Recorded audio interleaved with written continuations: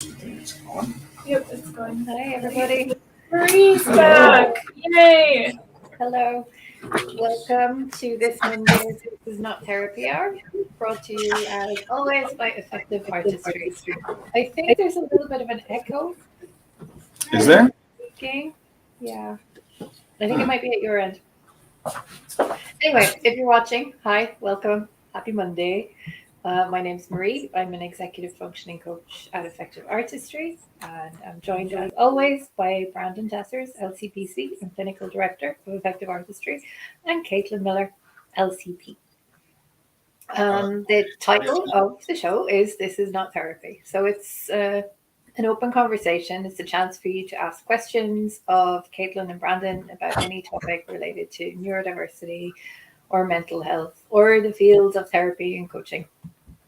Effective Artistry is a neurodiversity affirming therapy practice based in Northbrook, Illinois, offering therapy anywhere in the state of Illinois and coaching anywhere in the world. You can find more information on effectiveartistry.com. With the housekeeping out of the way, I will say hello. Hello. Are you still hearing an echo for yourself? No, it's gone now. Thank you. Good. If anybody in the chat hears it, let us know. Thank you, Marie. Good to see you. And you, how are you doing today? Doing all right. A little sweaty. I've been on the phone, and when I'm on the phone, I usually pace around a lot and sweat a little bit. So a little sweaty, but Gentle exercise. sure. But I'm good. How are you? Good. How are you? I'm all right. Thank you. Yeah. Okay. I'm glad to be here It's with turning both of into you. fall and it's so beautiful. I'm going for fall weather. Yeah. I like fall, okay, but it's getting colder and the days are getting shorter, and I don't like cold and short days. So, what are we talking about today? Well, I could not come up with a topic. This week I have been thinking a little bit about interoception and how people who identify as neurodivergent often feel disconnected from our bodies. And I read a piece. If I can find it again, I know I shared it.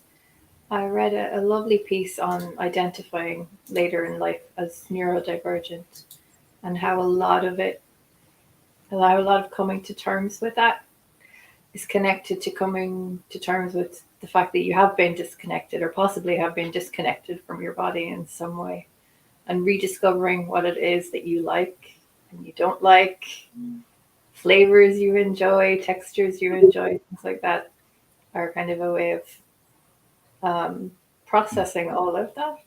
I thought it was a really nice piece. I will find the author name and I will link it in the chat. So that's what I've been thinking about. Interesting. How about you two? I've had clients who've talked about sort of a grief regarding their neurodivergent identity, like 30 plus, something like that, and coming to a place where they identify that way and then being like, oh, I have been disconnected from my body and misunderstanding my way of moving through the world for so long. So yeah, they'll get to a point of kind of grief-ish. Grief over what? Grief over their past, their identity, their conceptualization of pathology, Well, their what is it relationship that with their body. All those things have caused them to lose. Grief is about loss. Yeah, What is that it they could lost? have had that time, and almost that time was like wasted or taken away from them because they weren't living in their like full identity. And if they had been, what would have been different? I think that's a great follow-up question. And what would they say? I think a lot of these clients, they usually feel regretful of maybe the choices they've made. Like they felt like the choices weren't in alignment with their identity. I don't know. Tell me what you're thinking, Brandon.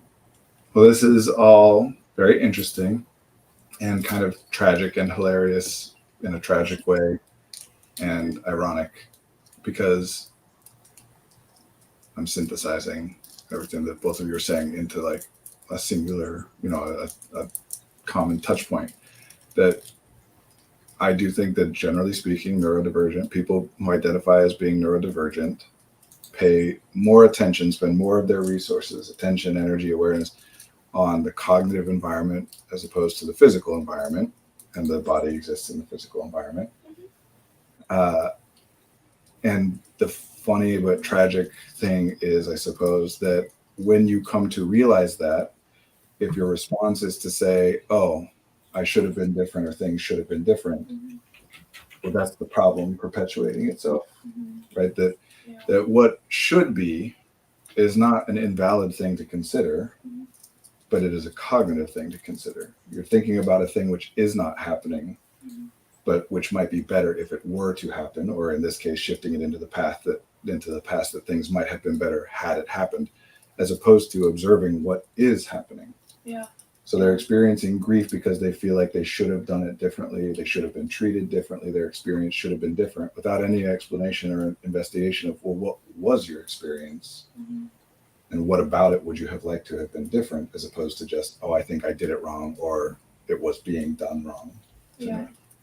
Well, and that kind of reminds me of the sticky answer paradigm of like trying to answer this existential question cognitively and using a disproportionate amount of cognitive resources, which is part of the problem to begin with, and then going through a period of focusing on solving the problem cognitively. Yeah. And then realizing, damn, that didn't work either. Now what do I do? And then Brandon comes in and says, well, what's happening in the moment? I mean, there's a lot of, I think a lot of the problems associated with the experiences that we would commonly identify as being associated with identifying as neurodivergent, right? Like the traits of a person, the things that they tend to experience and do and feel and think that correlate with then identifying as being neurodivergent. Those things, they have some good, they have some bad, right? Like they help you with some things, they make you well suited to some things. They hurt you in other ways, they make you poorly suited to other things. On that side of the equation, the things that they hurt, the ways they harm you, and the things that they make you poorly suited to, a huge proportion of that, I think, can be explained kind of by you pay less attention to the reality of what is happening in the physical environment, including your own body, than maybe other people do, or than you do to what's happening in the cognitive environment. In other words, neurodivergent people typically really spend a lot of their time saying, why is what is happening? And how should it be different? What would be better than what is happening? More so than they spend on what is it that's happening and how would I like it to be different? Right? So they'll say, like, how do I make this better, without ever identifying what would be better if you were to do that? Like, well, and I think one of the problems of focusing so much on the why is sometimes they get the observable aspects of reality wrong, and then they're asking why to something that didn't actually ever happen or isn't actually happening. Yeah, well, on top of all the other consequences of it. We who identify as neurodivergent love rules. Yeah, we all identify as being neurodivergent, and we love rules. Everything we're sitting here and talking about is our attempts to sit and understand and explain why things happen to people the way that they do. And of course, we're trying to keep it focused through the lens of, in what way is exploring that question actually useful to changing something for somebody? Yeah. But yes, we love rules. We love being like, oh, this thing is happening because I did this thing wrong. I still, to this day, struggle with, when I get tired, being like, what is wrong? How am I tired again? As opposed to the reality that getting tired is just a thing that happens. It's a signal that you're tired, right? Like that there's something in you that is depleted or damaged and needs to be rested or repaired. That instead, my mind immediately jumps to, okay, let me look at all the variables of what's been happening recently because I shouldn't be this tired. And as long as we keep thinking of it that way, which, again, not a bad thing, it makes us very good at and well suited toward some things, but has some downsides. And the downsides are things like this, that we become so caught up in what is the right way or wrong way to do something, the proper versus accurate, inaccurate, right, wrong, whatever you want to say, as opposed to just what is happening, including, as a very important subset of what is happening, is to what extent do I enjoy what is happening? What is my experience right now, as opposed to comparing my experience right now to what I think it should be. Mm-hmm. Instead of I am tired, it's I'm more tired than I should be. And that changes everything about how you evaluate it. Mm-hmm. I think the what is happening that I enjoy is a really profound question. Yeah. Yeah. Do you want me to say why or? I just, what do you mean? Oh, that's why. More? That's a why. I don't know. When I ask it to myself, I think it's really helpful. When I ask it to clients, I think it's really helpful. And then I think there's like a sociological component of it, is that if we all start doing things that we enjoy more, how much better would the world become? Sure. Yeah, Well, and it ties into what you were talking about a couple of weeks ago about finding joy or noticing joy Mm. and how to do that. Yeah. Yeah, I do think there's kind of this in-between thing that gets overlooked a lot, where people will talk about the internal experience as totally subjective and the external things as objective, right? So when people will set goals, Mhm. they're encouraged to do SMART goals, like an objectively observable thing. Mhm. But internally, there are multiple different things happening, and some subset of what's happening internally is just observation of your own state. Saying, I am happy right now, noticing that you're happy right now, that's an observation. That's not a thought or a decision or a plan. You're just observing something. I enjoy this. I like this. I want that. I don't want that. I'm afraid of this, like what you are in that moment. Mm-hmm. And those things often then lead into next steps, analysis. I'm afraid of blank because, and now I'm talking about cognitive and whatever stuff. I'm no longer just talking about the fact that whatever the reason, I am afraid of that thing right now. And so that middle ground gets lost. People will tout the virtues of focusing on what's observable and like mindfulness and things like purely coming into the external physical environment, or including the body too, awareness of the body. Or the other way, where people like psychology and quite commonly therapy will focus a lot on the thinking and the analysis and the distortions and the blah, blah, blah. And this middle ground gets missed of observing your own experience, which is what's happening. Do you like it? People will struggle with the question, what do I want? But want is just a future shifted, I like. When I like a thing, I want more of the thing. So if somebody's struggling to say what they want, it indicates that they don't know a lot about what things have happened that they have liked.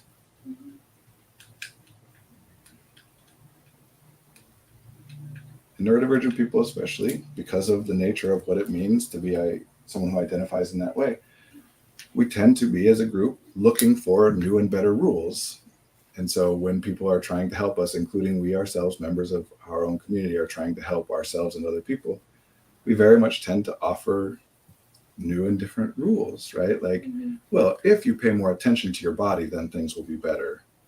Or, which is fine, because there's value in all of these things. But when it gets framed that way, a very common reaction is, oh, well, what have I missed out on by not doing it this way all along? Yeah. I've been doing it wrong. I've not been following this rule.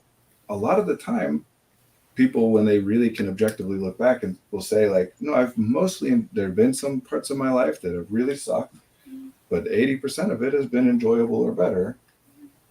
And that just gets lost in, well, even if I enjoyed it, it could have been even better than it was if I was doing this thing differently that I'm now learning to do differently. Yeah. And so it turns something that you have no problem with into something that all of a sudden you're very sad about,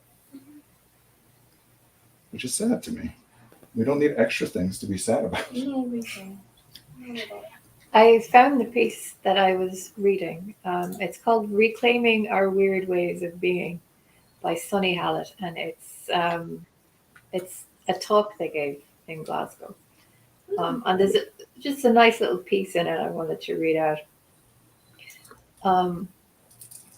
When I first started reconnecting with their body, I guess, with themselves, and for various reasons, it was quite a dramatic process for me. It was like being brand new, and I still feel a lot like that.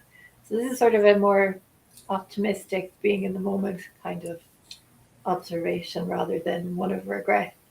And they say one day I was walking past an ice cream shop and I realized that I didn't know what ice cream flavor I liked. I'd made so many of my decisions intellectually and was so used to not really being in touch with my senses and feelings that I always used to try and make a sort of logical decision of what ice cream was best.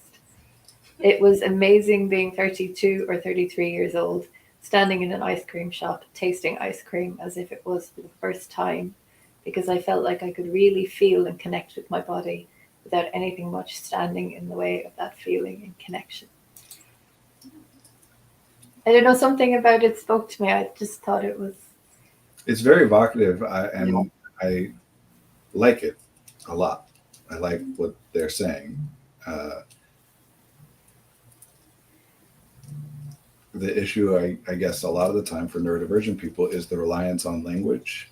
Mhm. Right? That I really like what I believe I am understanding this person to be saying, and the language that they're using is not very easily distinguished. It's not very specific, right? Like disconnect, reconnect, feeling new, born again. Like these are all very evocative things, but how do I know if what I'm experiencing counts as those things? Which I don't think ultimately matters or is what is the most beneficial for people to think in response to this. But it is very commonly what neurodivergent people will think in response to things like this. They'll say, wow, that sounds so great. I want that for myself. And then they try to do what this person is suggesting to them to do. And then when it comes to evaluating whether or not it worked, well, that's the whole problem is that we don't really focus on evaluating whether something is working for us, just whether we're doing it correctly. Yes. So how would you say in the ice cream example this person could evaluate what's working for them? Well, a couple different things, and I don't mean this to sound critical. This person is doing a different thing than what I'm trying to do, and I thought you acknowledged like the beauty of it too. And just different phrasings for different people in different situations and whatever. I'm translating it in a different way for like in the way that I speak, and with an assumption that the people who show up to this stream that way of speaking works for them and whatever. So I should just say for context, it's part of a very long talk, so there's a lot of background there that I've left out just by reading that one passage. But there are two things that jump out to me right away as potentially causing problems for people who are hearing or reading this. One is the underlying implication that the previous way of doing things was wrong. Wrong, yeah.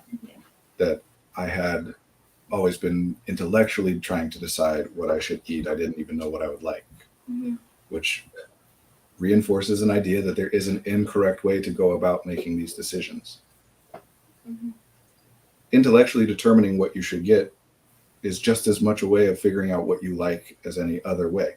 It's not a sensory way, and so we might want, and it seems to be that is what this person is trying to emphasize, is that I was utilizing intellect to the extent that I wasn't paying very much attention to my sensory experience.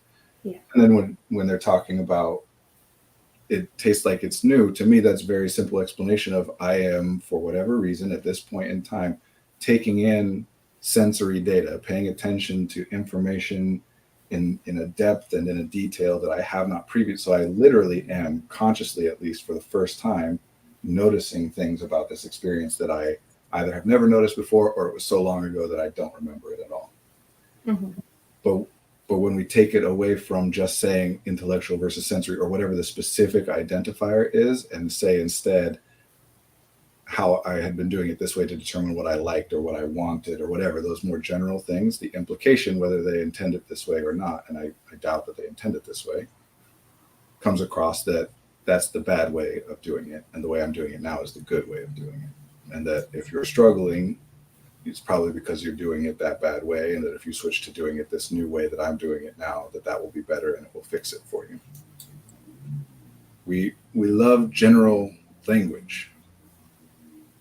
Even when we're not trying to say that stuff. In fact, a very common neurodivergent person's complaint, one that I have had many times in my life, is they're taking what I'm saying as though it applies in some big and broad way when I'm just trying to say a specific thing, which often happens because we use big and broad language without recognizing that that's what we're doing.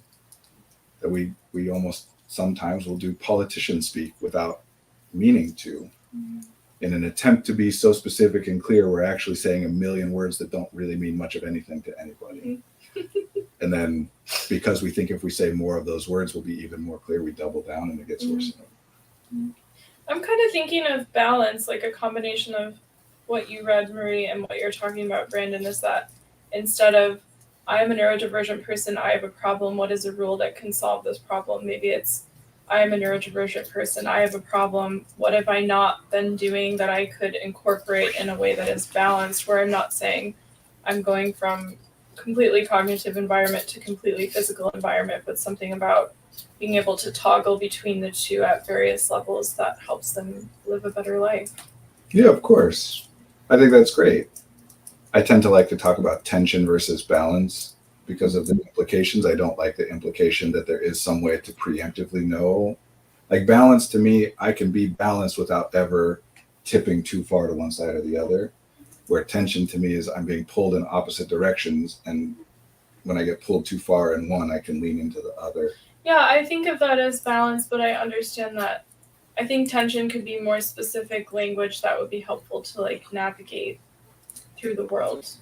Well, it's I feel as like with it's all more this stuff, it's useful. just different words that people interpret in different ways. And yes, I find tension to be more useful for the reasons I was saying.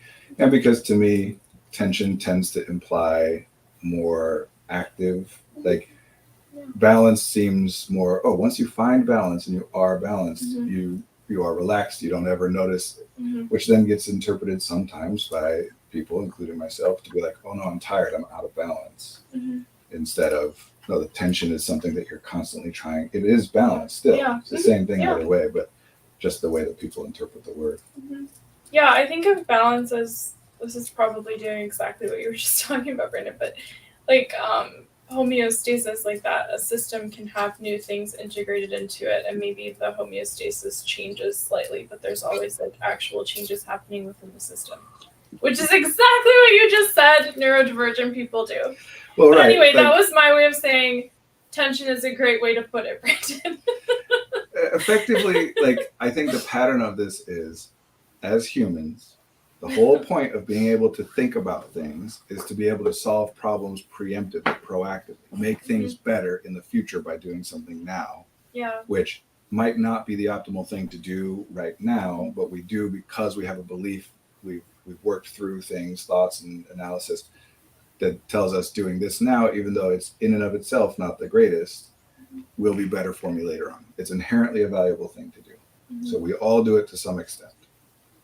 I think sometimes a big part of the problem is when you do that very, very effectively, and when you're incentivized to continue to do it more and more and more and more, that you lean further and further into predicting the future Mm-hmm. and making decisions in the present based off of what would be optimal for the future without paying as much attention to what's optimal in the moment. So out of balance or, being pulled too much by attention.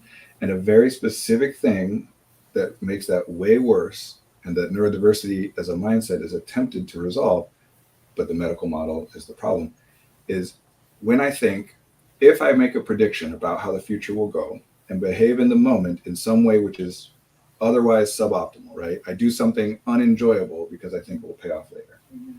And then in the future, if it doesn't pay off that way, if you believe in the medical model, the next thought is, dang it, I failed to predict the future. That's the problem here. I should continue to try to predict the future, and I should continue to make all my decisions based off of that way of thinking about things. I just need to get better at predicting the future. Mm-hmm. As long as you think it's about your deficiency, oh, I was wrong, I wish I had realized at that point, whatever. It stops you from ever looking at like, okay, maybe I am overly, giving too much weight in my decision-making process to what happens later on.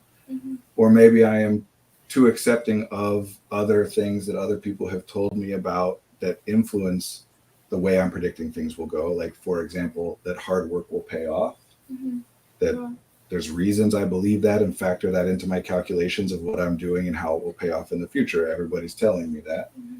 And then when it doesn't, instead of saying, well, maybe this thing that everybody's been telling me isn't exactly accurate or I've been over relying on it, I just say, oh, I must not have worked hard enough. It can't possibly be that what everybody's been saying is inaccurate in some way. Yeah. So it all just gets turned in. I messed up. I wish I knew I had been able to live differently. I wish I had paid more attention to these things. That was the other part of it that stuck out to me, is not just the implication of there being a wrong way, but specifically that they said I was able to experience it in a new way without anything in the way. That the idea is that it's addition by subtraction, that I've been doing things or been thinking things or whatever that I had to get rid of in order for my experience to be better, which is evocative and wonderful, and there's nothing wrong with that. But in terms of what we're talking about, is not actually possible for a human to do. You can't actively eliminate a thought or get rid of a memory. We do forget things, but you can't make yourself do that. What you can do is add new things.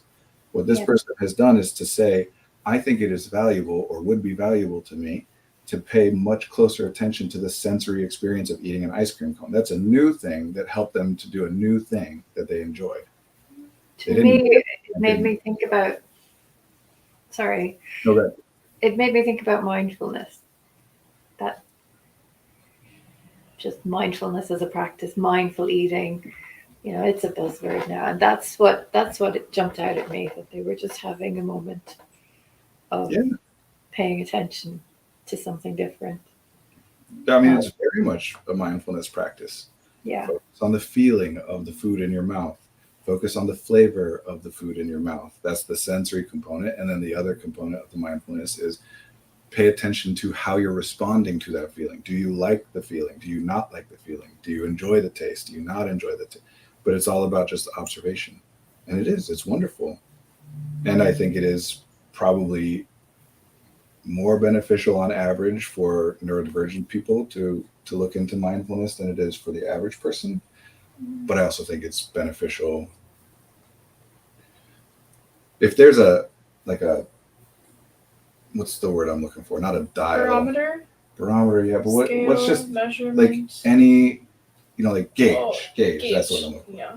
If there's a gauge that measures like neurodivergence as a whole, then I would feel very confident in saying that humanity as a whole is moving further and further and further toward the neurodivergent side of the gauge. Even though individual members are still much further in that direction than the average or than other people. But as a species, we're moving further in that direction. I have reasons to think of it that way. And it really, I love that. Yeah. Why do you think that? I tend to agree.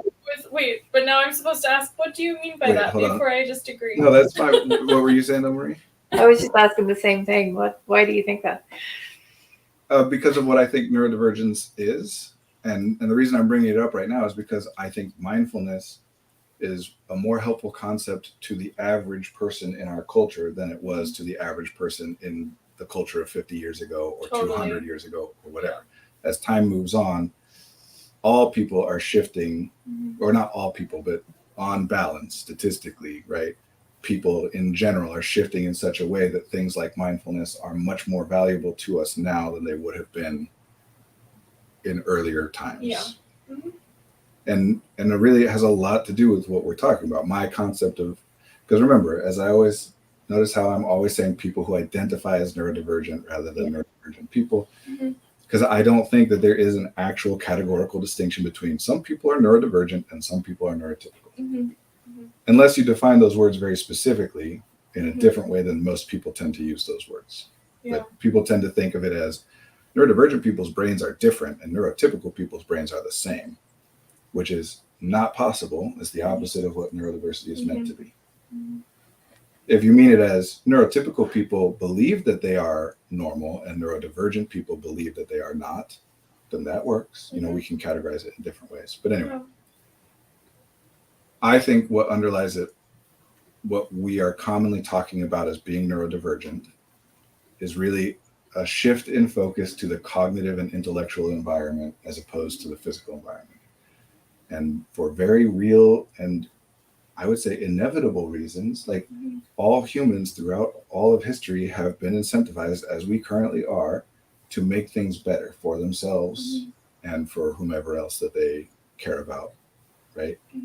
And we're actually really great at that as a species. Like I'm sitting in an air-conditioned office in a comfortable piece of furniture and nice clothes, and we're talking to each other from halfway across the world in real time. And anybody in the world with an access to an internet can watch and join.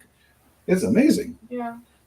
And physical discomfort, as Maslow would point out, right? Like you address those the hierarchy of needs, the pyramid. You address them from the bottom up. Until we have resolved everybody's starving all the time, we're not really going to be moving on to does everyone feel heard and loved all the time. So over the history of our species, we resolve the bottom stuff first and then move up. And there's a lot to be said about colonialism and capitalism and hierarchical structures and whatever, and how people disproportionately benefit from those things. But the average quality of life is still higher for a human today than the average quality of life 1,000,000 years ago, 1,000 years ago, whatever. In other words, we are getting very good, we have been very good at making it so that physical discomfort and physical pain and whatever doesn't tend to be as prominent in our lives as it was in the lives of prior humans. It's not everybody, obviously, and some people are worse off or theoretically worse off than they would have been a long time ago and so on. But we by and large are the problems that, especially in our culture, Western culture, which no matter who you are, if you're in Western culture, there are benefits you enjoy of being higher up or associated with people higher up in that hierarchy. If for no other reason than just infrastructure, roads that exist and whatever, Clean water. It tends to be that the problems of our life are primarily cognitive and intellectual, more so than physical. There's not none with the physical, but we're literally in a state where, for the most part, we have to put conscious effort into utilizing and taking care of our bodies because there's nothing inherently about our lives, for the most part, that requires us to do it that way. You can move through your day-to-day life, and that's not a bad thing. If some people, I think, will think of that as like, oh, people are getting overweight or lazy, whatever. No. Because that also means that people who are disabled, physically disabled, that would not have been able to persist or survive, are able to in ways that they couldn't have before. We have changed the structure of things so that physicality is less important than it used to be. Not important at all. Not that there's no differences, they're significant. But so yes, we're all more, on average, I think, focused on questions of what in the past would have been thought of as like, oh, those weird people that sit around and talk about what is the meaning of life and whatever. The rest of us are just working on like bringing in the harvest and whatever, but some of those guys get to just hang out in the ivory tower and talk about stuff for fun because they don't have to do anything. The ivory tower is Twitter now. Or no, like, just get those kind of half jokes. I have been, by the standards of our culture, I have been for much of my life impoverished, right? Like I have been living a life that is below average in terms of income and quality of life and what not now, but for the majority of my life to this point. I, at no point during that, would have willingly traded my life for even a literal monarch's life from 200 years prior. Right? Like the best lives that people got to live 200 years ago is below what even an impoverished, not all, I was not like the worst off of the worst off. But median, we could at least say, like a median average existence is physically far more comfortable. So what is that? You'd be considered an old man at this point in your life. Yeah. Like the life expectancy shifting is a big part of that, which also, by the way, comes with big downsides. Like a lot of, I think, what we as a culture are struggling with, as a world, are struggling with, in large part because of our culture, is for the first time in human history, a single generation of people have had and maintained power for 40 plus years. That has never happened before. It's not how any of our cultural institutions or like instinctual responses to authority, none of it was designed around the idea of a group of people being in power for 40 years. And there's, I think, almost hilarious things like in the United States, at least, every year for the month of December, we all just pretend it's the 1950s again. Like the music on the radio comes from the 1940s and 50s and 60s. I love their voices. The movies on television that everybody Yeah. watches come from that time Yeah. frame. The image of Santa Claus that we all talk about is from the 1950s Coca-Cola advertising campaign. The idea of the nuclear family, Mhm. isolating individually, you spend it with your nuclear family in your house. That's from the 1950s. Mhm. The whole thing that we think of as nostalgia and Christmas is just a massive group effort to recreate the childhoods of baby boomers Mhm. for 1 out of the 12 months of the year. Like 1/12 of your time is spent on that. Yeah. Anyway, I'm not trying to get into all these politics and stuff. I'm just saying I love this. the This is nature great. the nature of our lives has shifted to the point where it isn't really worth paying that much attention to your body anymore. That's why it's not a deficit. Mm. Well, I was thinking when you were talking about that essentially in Western culture right now, if you were born in a relatively healthy body without any like predisposed whatever disabilities or chronic illnesses, you can get away with you can do what you want for a decent amount of time without much repercussions. Yeah, well, that comes back to the conversation about what does it mean to want something, which I do think is a big part of what we generally are struggling with, but what many of us as individual people are struggling with even more. And yes, there's a correlation with people who identify as neurodivergent. But yeah, no, pretty much everybody. I mean, I can't say 100% all. My older two sons are both officially identified as disabled, different disabilities, disabled. And it affects them in different ways. Certainly my middle child is more impacted by his disabilities, but my older son has what's called congenital hypothyroidism, that when he was born, this is 1 in 4,000 people, when he was born, the thyroid gland, either his body just didn't grow one or it grew one potentially in the wrong place. Either way, it doesn't work. He does not generate his own thyroid hormone. In the past, that led to a condition that colloquially was known as cretinism. It's where the insult cretin comes from.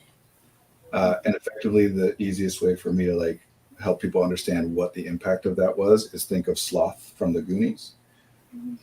Literally like disfigured faces and bodies, massive intellectual disability. Oh my God. A lot of when people are referring to things like the village idiot, they're referring to people who had congenital hypothyroidism. They developed it differently. Their tongues loll out of their mouth. Their muscles are more lax. Their cheeks and stomach are more distended, etc. Nowadays, literally, every baby born in the hospital, at least here, they do a blood workup. They take some blood and they run it for about, 400 different things. And one of the things that they run it for, this is required by law, that they do this. One of the things they run it for is congenital hypothyroidism. So they identify it within a day or two of being born. And the solution is he has to take a pill every morning of his life. I mean, when he was a baby, it was, a liquid we had to mix in with stuff, but he has to take a pill because as long as he takes the synthetic thyroid that is supplied through the pill, his development is exactly the same as if his body was generating that thyroid hormone. This is a disability. It is a disability that affects him not at all outside of the fact that he has to take a pill once every day. It would have changed his life to a ludicrous degree. Yeah. But all he has to do is take a pill. We didn't have to notice any symptoms. He never experienced a symptom of it. Wow. Because it's a developmental thing. Yeah. It's not in the moment. Like if he misses a pill for a day, it doesn't affect him that day. It just needs to. He never experienced a symptom. We never had to have a problem notice it. We checked it preemptively because they check it for everybody, even though it only affects 1 out of 4,000 people.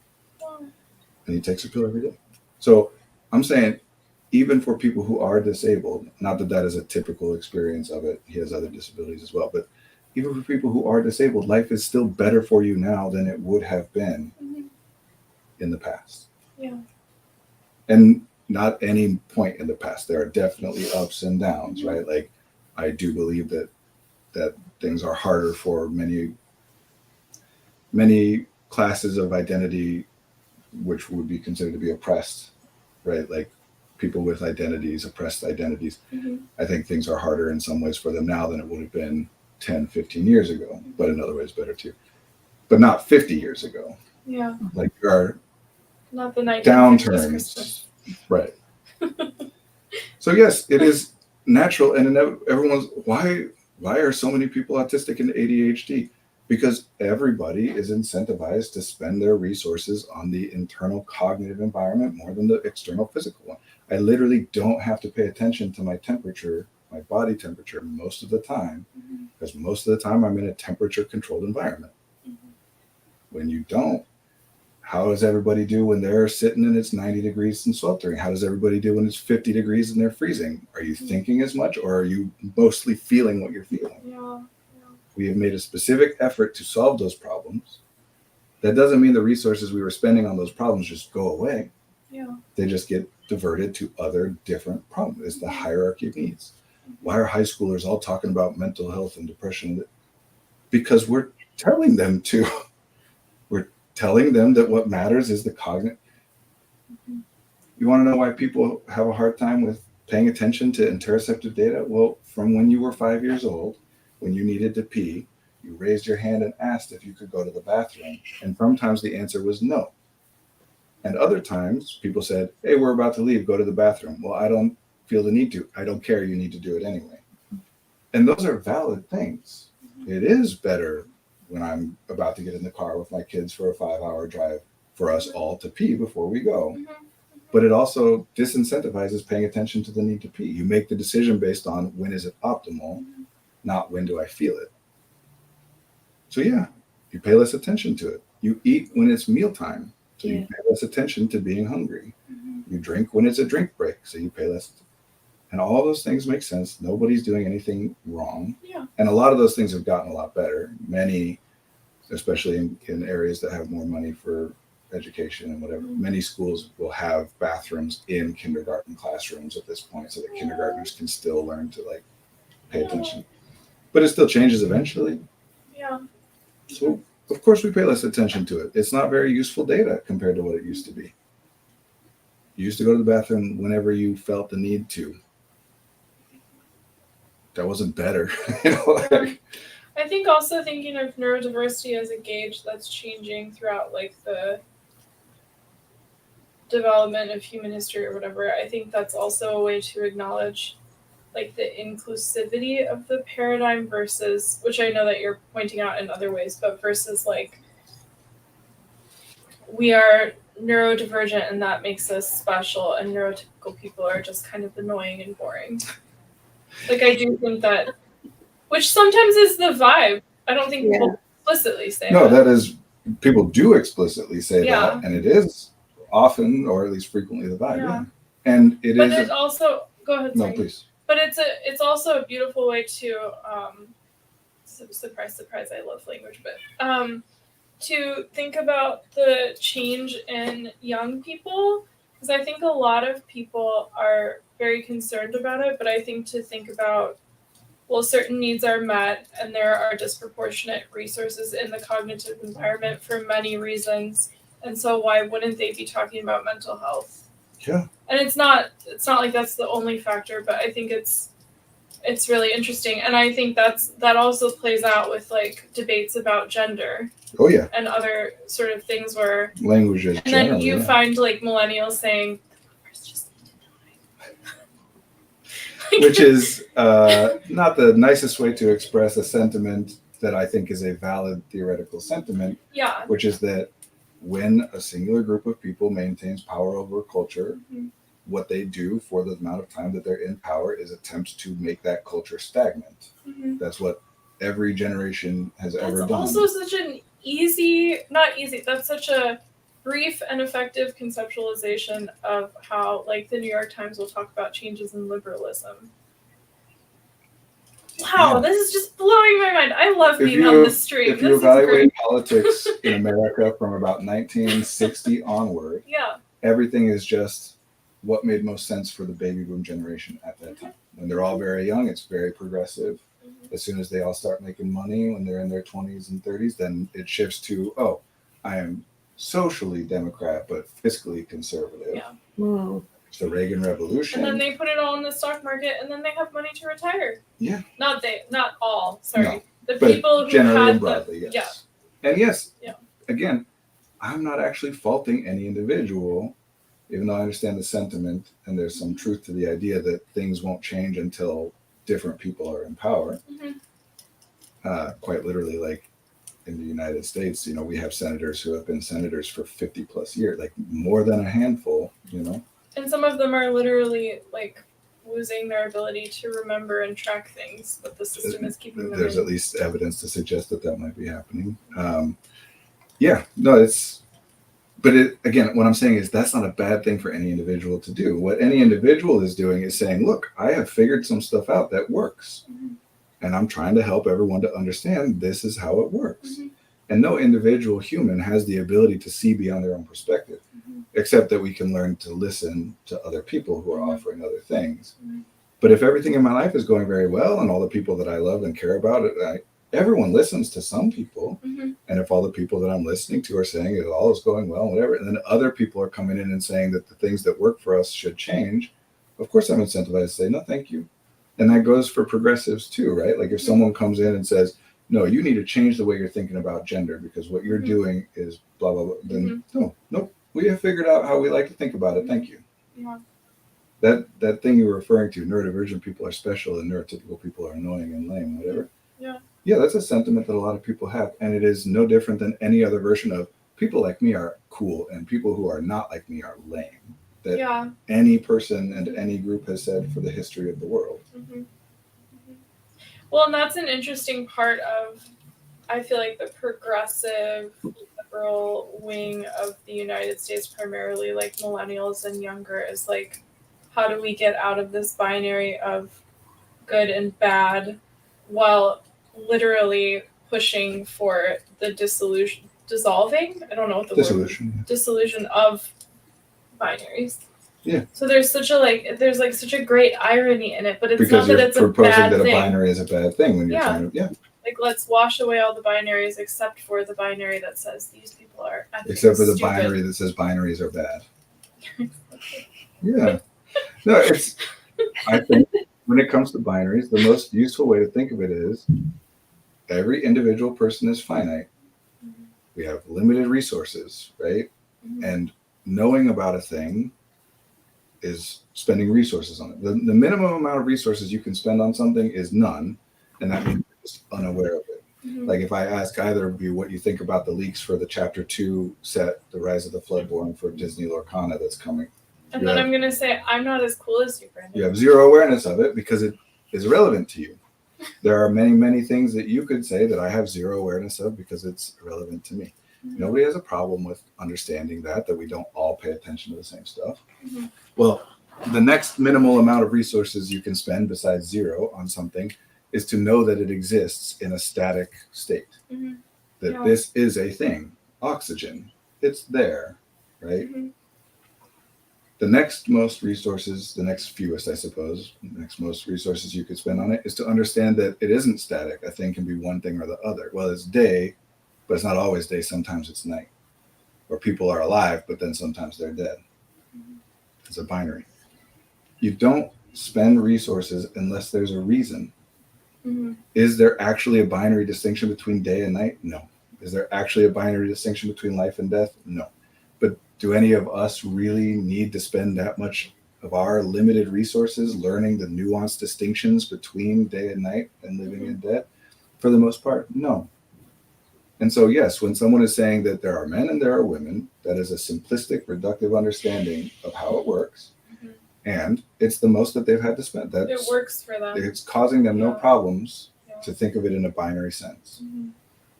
It's only when something causes you a problem that it's worth spending resources understanding it in more nuance. So the solution, to whatever extent that there is a solution, is just to listen to one another and trust one another. None of us can know everything about everything. We shouldn't feel guilty about our inability to know everything about everything. Oh no, I said something that I didn't know was offensive to somebody and they were offended by it. You can't know everything that will be offensive. What you can do is listen when somebody points out to you that something is offensive. And instead of feeling so bad and guilty, which disincentivizes you from believing people who say that. How dare you say that? I am not trying to be offensive. Yeah.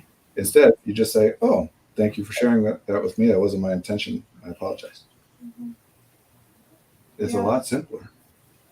Well, and it's interesting to think if theoretically throughout the 40 years of the boomers being in power that there was more diversity, even just in generational power, how different things might be. And I just, And that, I mean, again, that's an inevitable, I think, beneficial thing for us as a species is this cycle of, no, we don't put the 5-year-olds in charge of everybody. There is actually inherent benefit to having more time in existence on this earth to experience and learn and grow and develop and blah, blah, blah. And then there's a point at which, okay, now you're generating some good ideas. And that's not, some people will get some really great ideas when they're 2 years old and some won't ever and whatever.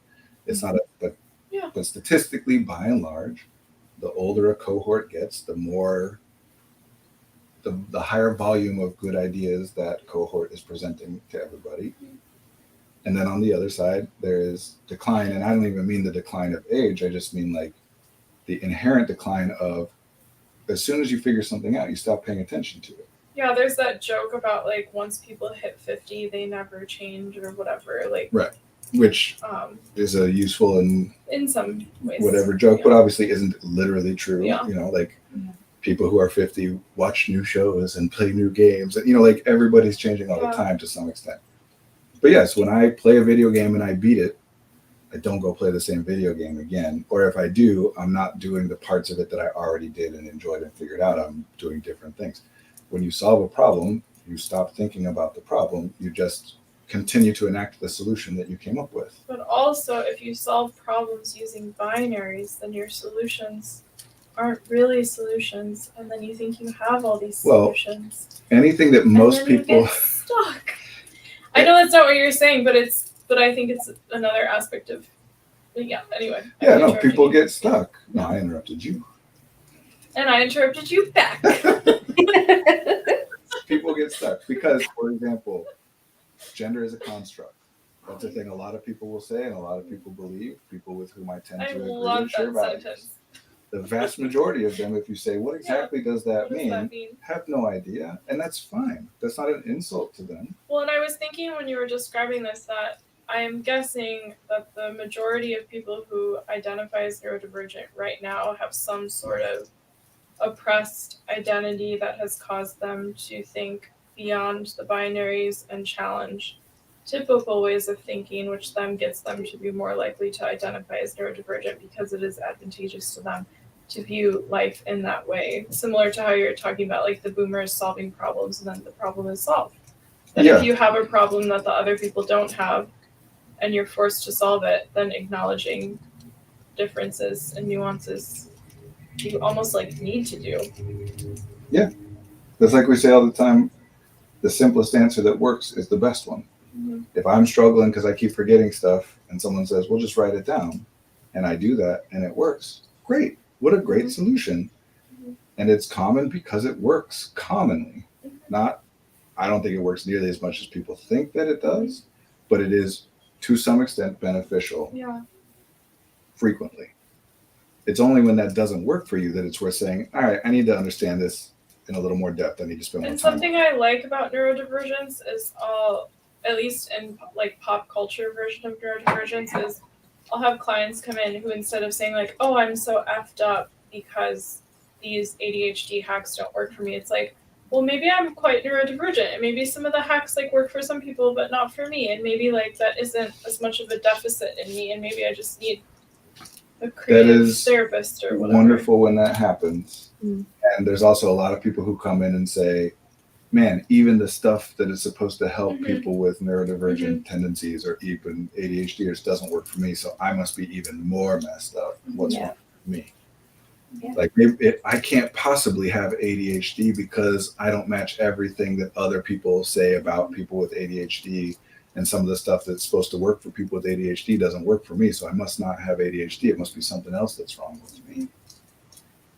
And it really is, the larger scale something gets, the more importance rules hold, right? Like if in my family, there are three, my nuclear family, my wife and my three kids in our house, the people I live with, there are three children.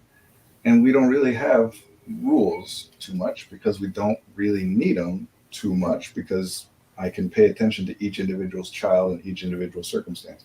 If I am teaching a class, which I have in the past with 25 kids in it, and then the next hour is a different set of, yeah, I have a bunch of rules because I can't learn 300 different children well enough and dedicate enough time. I can barely manage it with three. In fact, I think when it went from 2 to 3, I had to step it back probably a little bit, how much I was paying attention to each individual.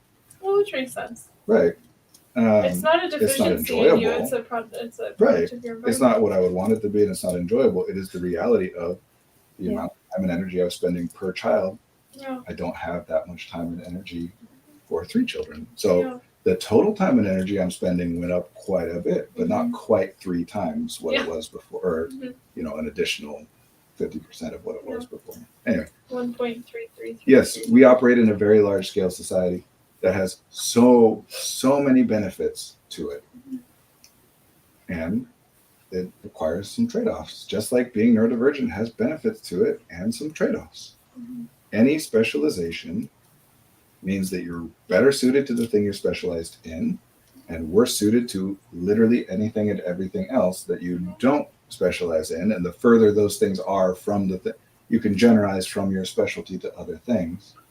Like, I don't play every card game, but put any game in front of me, I'll probably pick it up and be pretty good at it pretty quick. And we're very, there are people in this world whose entire life is devoted to the study of a very specific and small population of a fruit fly, and not even the whole thing, just their breeding habits. Which I use that specific example because that was Alfred Kinsey's. Oh, really? He studied the breeding habits of fruit flies. Well, he generalized that. It's a very fascinating conversation. But also, I don't know if you're tracking the time. It's 2. Yeah. Well, the point was just when people are able to specialize in these tiny things, they can learn stuff that they wouldn't otherwise learn. And not always does that translate to benefit for everybody else, but sometimes it turns out, oh, that person studying that thing also experienced some sexual difficulties with their wife and saw a counselor, a doctor, and taught at a university. And then kids found out at the university that they knew some stuff about that, and they took it upon themselves to start educating people about sex and so on and so forth. And every element of that matters. We don't get the benefit of that work, and there's problems in that work too, obviously, but we don't get whatever value comes out of it without the fact that that person was at first able to study the breeding habits of a specific species of fruit fly that relates to everything else. This reminds me a lot. There's a podcast with an interview of the Airbnb CEO, and he said something similar. So maybe you guys should be friends. All right, that makes me nervous. I just assumed that person is problematic, but maybe that's unfair. Well, he went to Rhode Island School of Design, and so he was talking about being an artist and starting a company and how most of the people in power are more like scientific brains.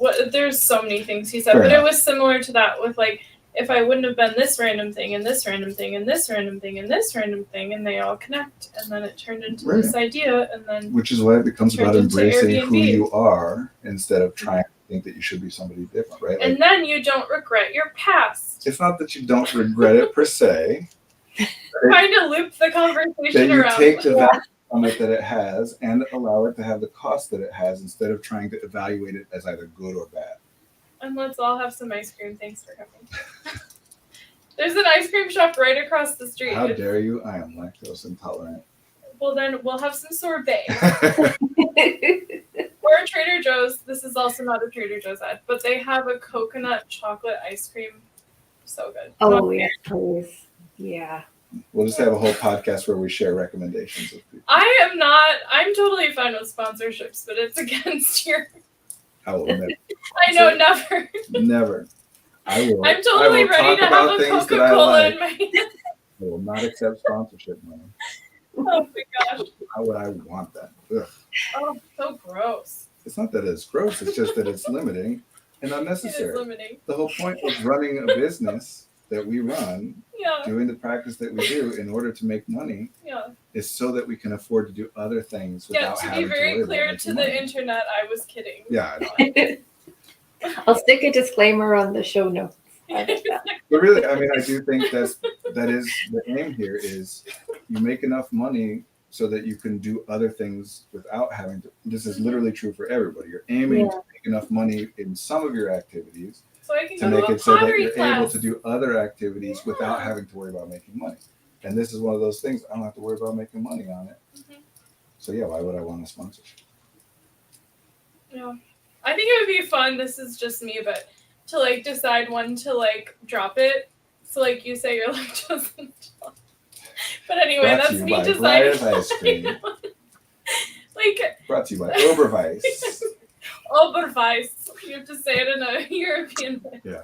All right, we should go. Okay, going. we should really go, but this is so I much don't fun. envy you, Marie, for having to somehow like encapsulate what we talked about in a social. Yeah, this week's going to be fun. Yeah, but I really, really enjoyed it. Me too. Thank you. And thanks for bringing it right back around to ice cream.